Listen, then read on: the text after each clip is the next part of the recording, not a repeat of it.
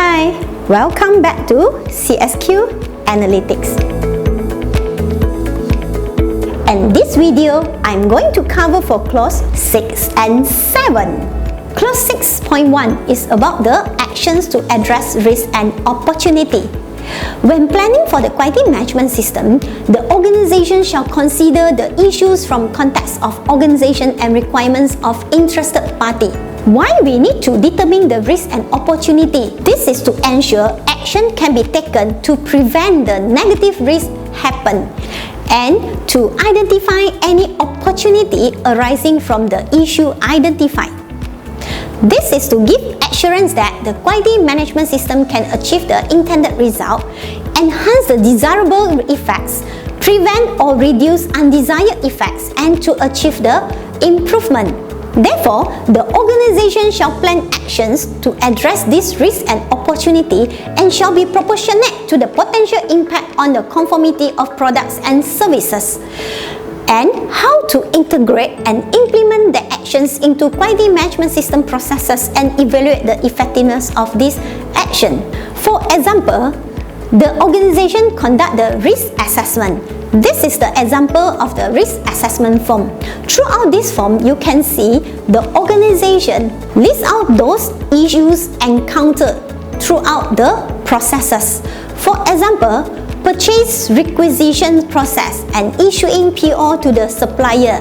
What type of the issue will be encountered? The requirement is not clearly communicated to the supplier or to the contractor. Therefore, the impact will be the contractor or the supplier unable to deliver the desired result. When we identify this will be the probability of the issue encountered, we will take the action to reduce this risk from happen, because when this issue is happening, it will cause the delay, it will cause the breach of contract, it will cause the loss of revenue, and it will cause the customer complaint. All these are considered the risk. Therefore, you can see from here, risk assessment is an assessment which the organization to determine the issue probable happen or is happening now or happened before. Once we had identified the issue arising from the processes, the impact and the risk, we are taking the action to prevent this from happening. This is only for your example. And if you want to know more detail about this risk assessment, you need to attend another course which is risk assessment. This example just to show you how you are going to comply for this clause 6.1. Clause 6.2, quality objectives and planning to achieve them. The organization need to establish quality objectives at relevant functions, level and processes needed for quality management system. We need to have objective. With the objective, we know our goals, we know our target. Then only we can plan how to achieve the goals, how to achieve the target. And this objective also is a measure to monitor our process performance and personal performance. Once established the quality objectives, as usual, the quality objectives need to be communicated to the relevant interested parties. The relevant interested party need to plan action to achieve this quality objective. We need to have an action plan. What will be done? What resources will be required? Who will be responsible? When it will be completed? And how the result will be evaluated? The objective need to fulfill SMART concept, SMART, specific, measurable, achievable, reasonable, and achieved within the time frame. This is the example of the quality objective. For example, how do you monitor the customer satisfactions on your products and services? Definitely, we can monitor it through the customer complaint. If without customer complaints, means that the customer are satisfied. If the customer complaint, means that the customer are not satisfied. Reduce customer complaints to not more than 5 cases per year or per month. Reduce customer complaint specific. 5 cases measurable per year or per month is within the time frame. This is reasonable and this is attainable. Once we establish the objective, we need to have the action plan. This is the example of the action plan. Once we set out the objective, we need to plan how we are going to achieve the objective. What type of the strategy and methodology we need to have it to achieve the goals. For example, if you want to achieve your sales target, definitely you need to plan. How many customers I need to meet every day? How many calls I need to call to customer every day? Besides, any value-added service or any sales service I can provide to my customer to enhance the customer satisfaction so that the customer will always approach to me when they require.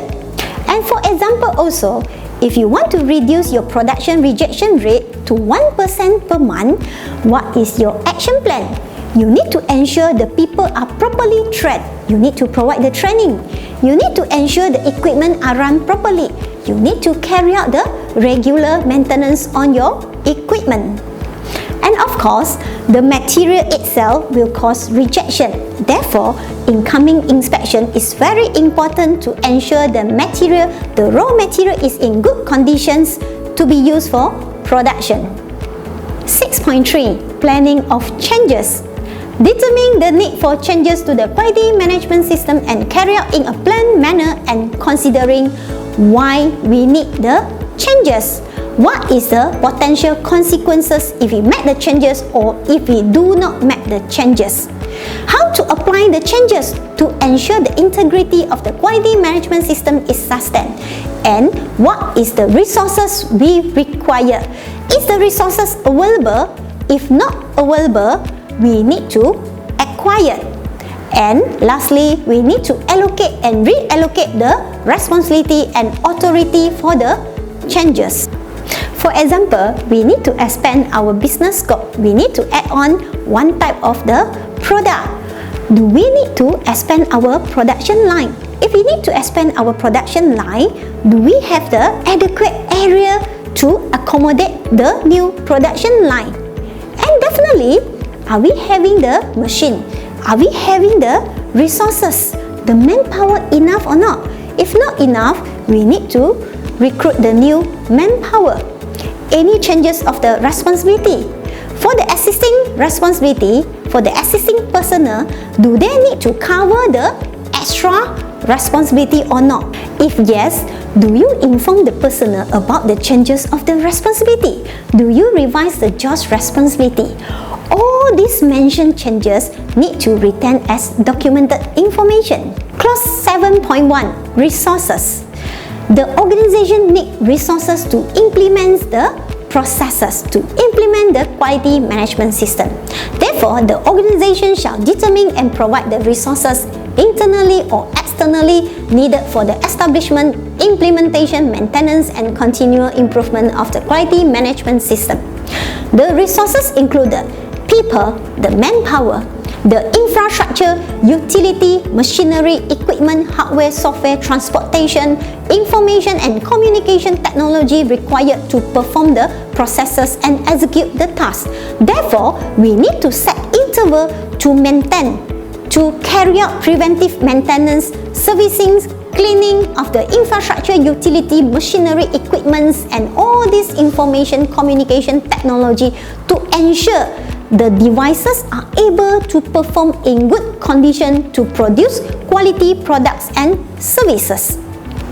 Environment is very important for the operation of processes to achieve conformity of products and services.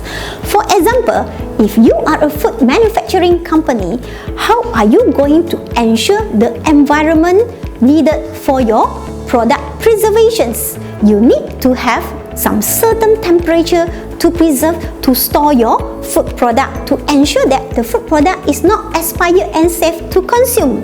And also, do you ensure your people work in a safe environment? For example, if you are working in a construction environment, do you provide the safety helmet, safety jacket, safety booth, and safety harness as required? Throughout the processes, you are using all kinds of the monitoring and measuring equipment, such as the testing equipment, calipers, weighing balance. Do you ensure the accuracy accuracy of your monitoring and measuring equipment? Do you send it for calibration? Do you engage calibration personnel to calibrate your measuring and monitoring equipment? The processes might require some monitoring and measurement resources to monitor, to carry out the testing, to carry out the inspection. How are you going to ensure the accuracy of the monitoring and measurement result? Therefore, you need to verify your monitoring and measuring equipment. You need to send for calibration or request the calibration personnel to calibrate your monitoring and measuring equipment. For example, if you are using the weighing balance, do you verify using standard weight, or do you ask the calibration personnel to calibrate your weighing balance? Or if you are using a caliper, do you verify or do you calibrate your caliper? All this maintenance record, all this calibration record shall be sustained, shall be recorded as documented information to prove your measurement accuracy, to prove your product and services quality. Besides, if your industry, if your scope of business requires some organizational knowledge, example, some specific skill, knowledge and experience, if you got someone to monitor your wastewater treatment plant, are the wastewater treatment plant personnel DOE registered competent person?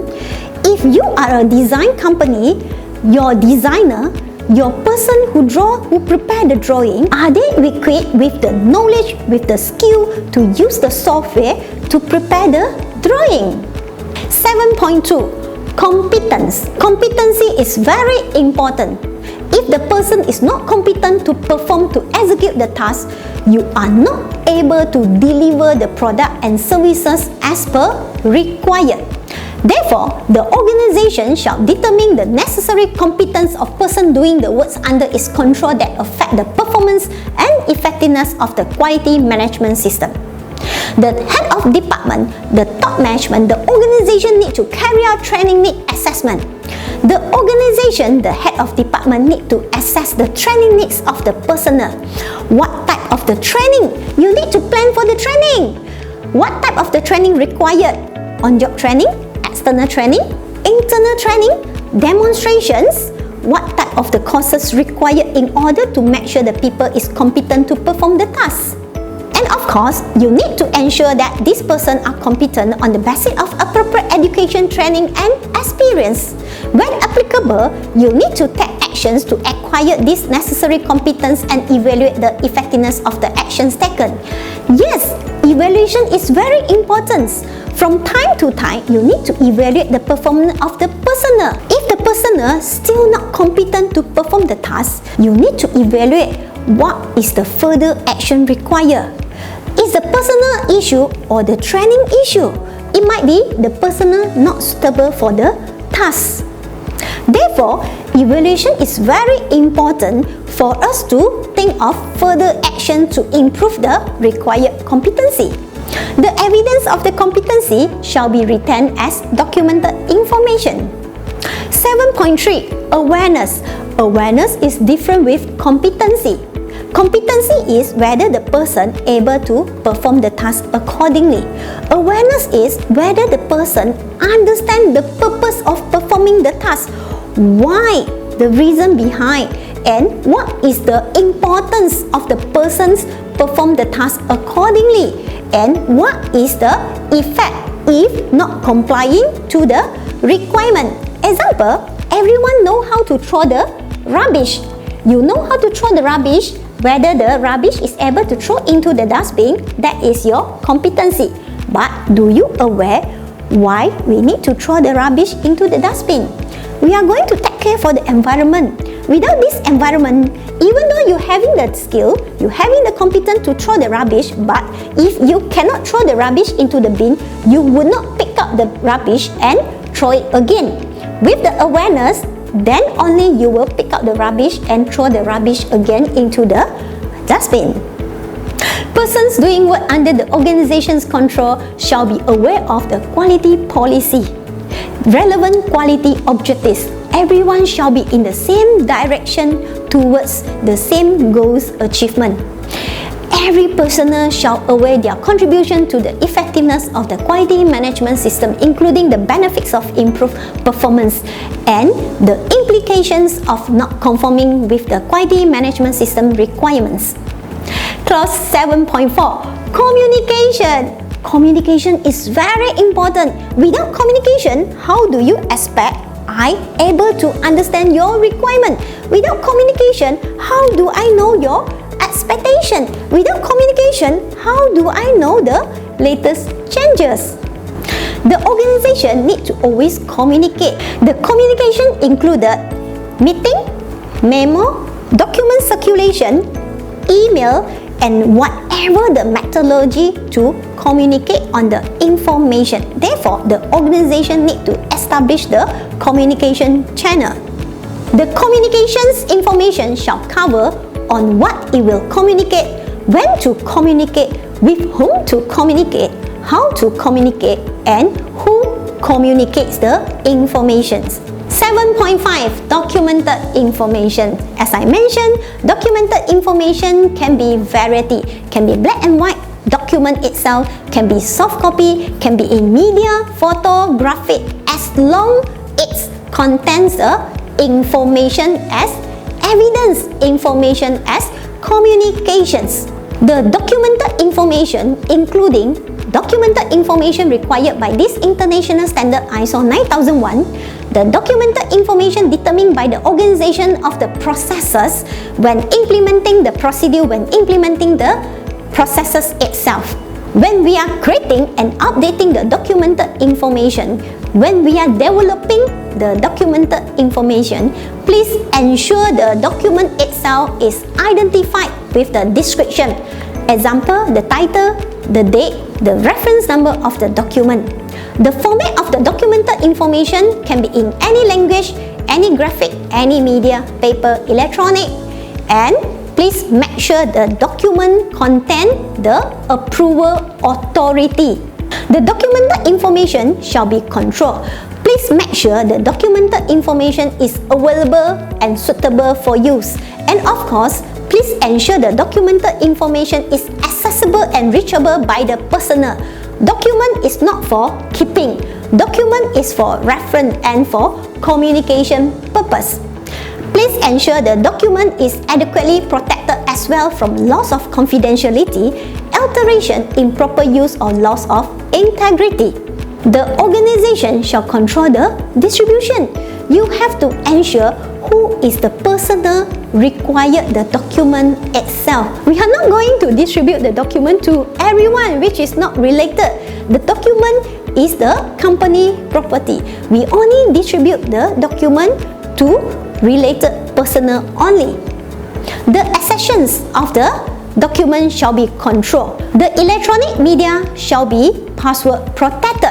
Not everyone can access, especially some confidential informations. All the documented information shall be properly stored and preserved, and please make sure the contents of your documented information is legible. And of course, any changes of the document, please communicate. You need to inform the people if there are any changes of the documented information for the personnel to adopt the latest changes. And don't forget to retain the documented information within a time frame, let's say 5 years, 6 years, 7 years, 10 years, 30 years, as per statutory regulatory requirements or organization requirement, including customer requirement, before approve for disposition. Not just only documented information established, developed, and produced from the processes. The documented information included external document which you use for reference. All these external documents shall be properly maintained and retained, and the distribution shall be controlled as well. And don't forget, please establish the document master list for whatever the manual, procedures, forms, work instruction, SOP, one-point instruction, or external document which are available in your organization. This is an example of document control. you can see this document having the letterhead, the company name, the title of the document, the reference number, approval, and the revision number. Besides this type of document, your processes are generating a lot of the documented information, such as quotations, such as the forms, such as the inspections informations. All these are recorded into a form of documented information which are controlled with the title, with the reference number, with the complete information and data, and of course the date of generating and the person who performed the task, the person who recording the identity need to be identified. That's all for this video. We are going to cover for the next close aid in the next video. See you!